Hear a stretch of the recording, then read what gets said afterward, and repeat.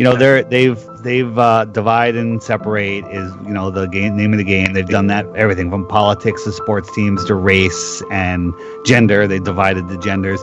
Then they have us 6 feet apart. Then they have us not touching.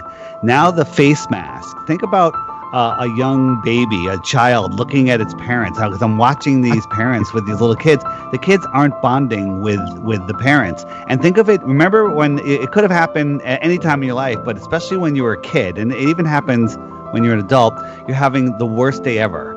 I remember some specific times where I just was literally ready to kill myself as a teenager, and some girl or some person randomly smiles at you and changes your whole day.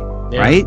So when we're walking down a busy street, walking through crowds of people, there without talking, you're seeing all of those faces. You're processing all this information. You are adding to the conscious field, the thought matrix that creates this world, and all of these connections are happening. All of this energy is being exchanged that you aren't even consciously aware of, and they have taken that away. They are weakening us spiritually, our connections like that. I mean, you have to think of it like a big web of energy, and the more interactions that we have and the more moving around, the more energy there is. Like if everyone stayed home and nobody went out, the world would die. Okay, but we're out and we are losing this interpersonal. Your face is everything.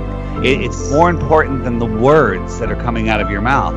And the kids are missing the smiles from strangers, from their parents. Babies are looking up at their parents. Their brains are not growing properly because they're not seeing their parents' expressions for those moronic parents that are wearing masks when they're around their kids. This is more of a problem than the financial collapse and everything. This is a bigger problem that people haven't even recognized yet.